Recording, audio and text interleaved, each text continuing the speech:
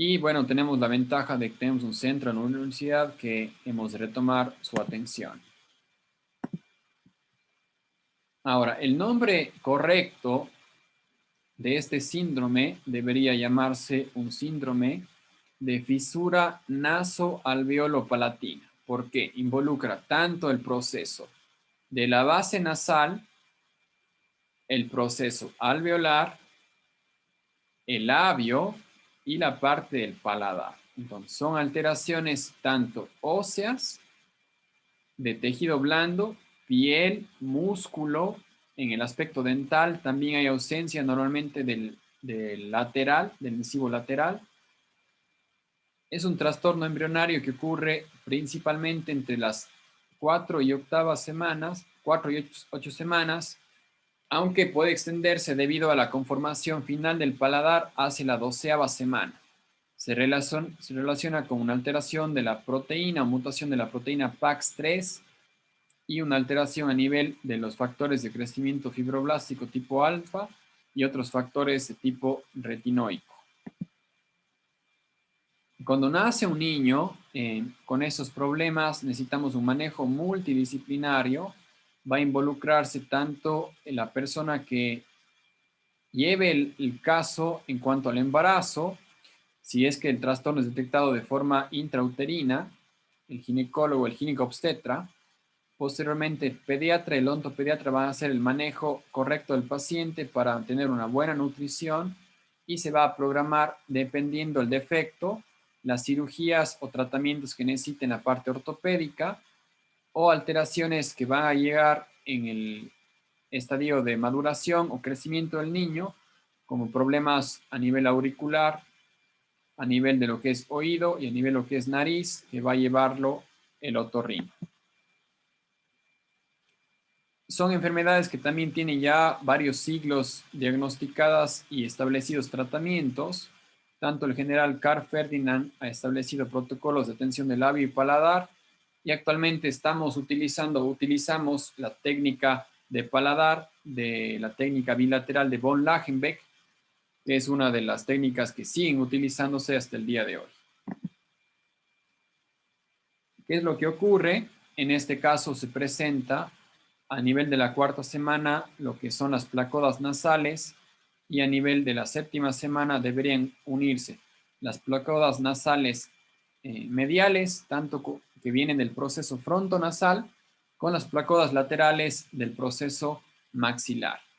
Aquí tenemos que tienen que conformar tanto la estructura de lo que es nariz, labio, filtrum y proceso alveolar, juntamente con la conformación del paladar primario y la encía. Entonces, ¿qué es lo que ocurre? Esta imagen me gusta bastante. Vemos el involucramiento del proceso frontonasal, la conformación de lo que llegara a ser el arco de Cupido y el filtrum, que llegara a ser esta estructura de la cara. Las placodas ópticas, la conformación correcta de los futuros globos oculares, la ubicación de los pabellones auriculares, ¿sí?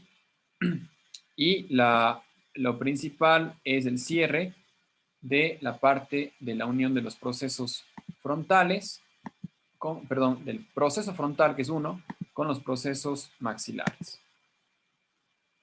En cuanto a la palatogénesis, inicia la conformación del paladar entre la 5ª y 12ª semana a partir de dos primordios, un primordio primario en la 6ª semana y un primordio secundario que inicia a la 7ª semana.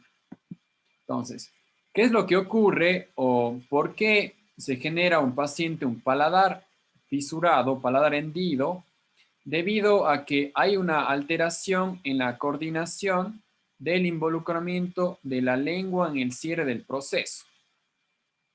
En este caso, inicialmente hay un crecimiento hacia abajo y hacia adentro de los procesos palatinos mientras está la lengua involucrada. La lengua tiene que descender y eso permite un cierre del paladar primario y posterior cierre del paladar secundario. Juntamente con esto, hay un crecimiento de lo que es el septum óseo nasal que permite la conformación de la base nasal en la estructura del paladar.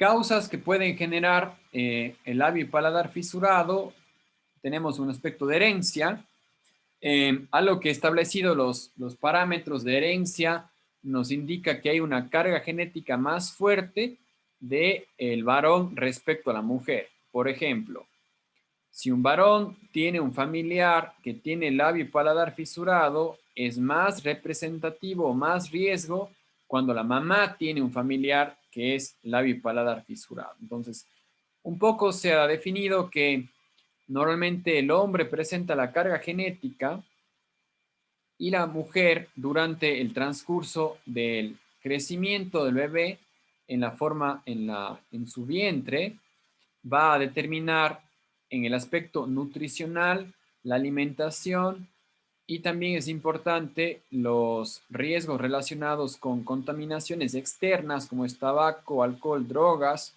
algunos medicamentos y sustancias o químicos del medio ambiente.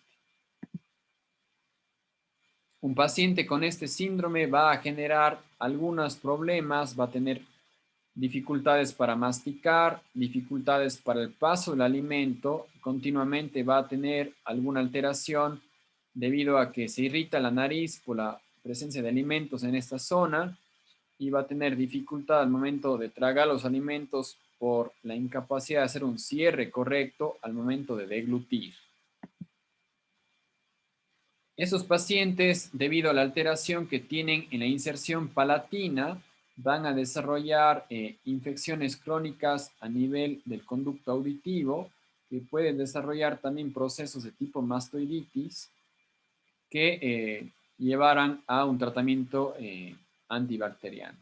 La dificultad del cierre genera una mala pronunciación de los fonemas, una alteración de habla, por lo cual, posterior al reparo del paladar, el paciente debe tener una terapia con un terapista de lenguaje para permitir un correcto establecimiento de la fonación.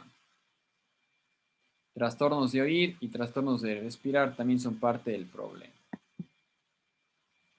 Entonces, ¿qué necesitamos? Primero, una adecuada nutrición del paciente. Posterior, establecer los tiempos para realizar una cirugía. Establecer un manejo ortopédico maxilar, un fonio, una capacidad de foniatría, apoyo psicológico principalmente a la familia y tratamientos a largo plazo como son ortopedia, ortodoncia, injertos y avances óseos. La parte inicial del paciente, en ocasiones algunos prefieren, yo me incluyo, colocación de lo que es una placa palatina para permitir un cierre del paladar no quirúrgico para facilitar la alimentación del paciente. En este caso, idealmente es que sea con leche materna y lo ideal es que el paciente se encuentre sentado para que pueda ser alimentado y no le entre tanto aire en el proceso de la alimentación. Pueden haber presentaciones de este síndrome que son puras, o sea, que tienen labio y paladar fisurado, otras que solo afectan al labio y otros que solo afectan al paladar. Entonces, pueden haber también esa presentación.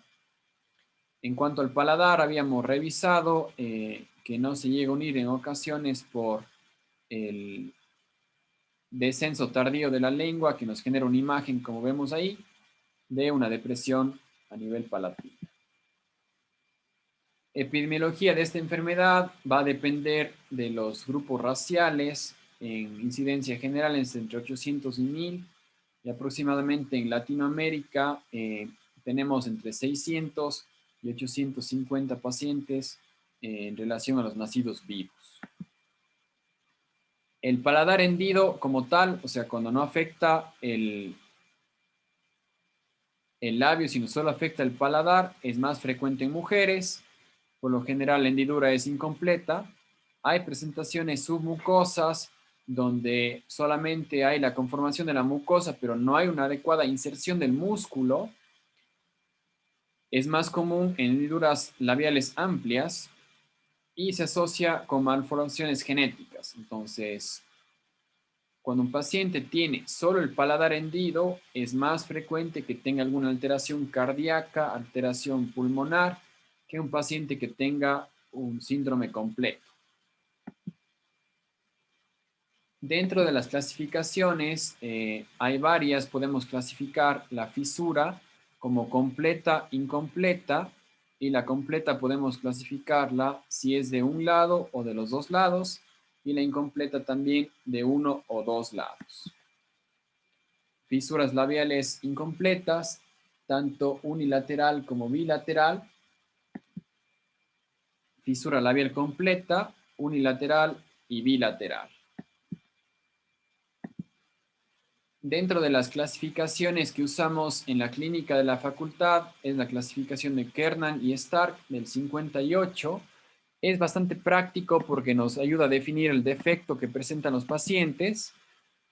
Tenemos lo que es el labio, tenemos lo que es el proceso alveolar, tenemos lo que es la zona del paladar anterior, la zona del foramen incisivo o el foramen nasopalatino, el paladar duro, y lo que es, bueno, la estructura posterior al paladar duro o la estructura más alejada, y lo que es el paladar blando y lo que conllevara también a la úvula, ¿no es cierto? Entonces, cuando tenemos un paciente que viene a la consulta, tenemos que clasificar qué tipo de paciente es. Es una afectación del labio, del alveolo, nada más. Entonces, marcamos 4 y 5, una alteración a nivel del lado izquierdo.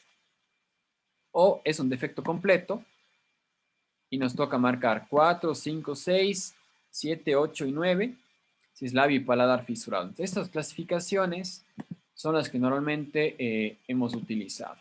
Ahora, también hay la característica del labio.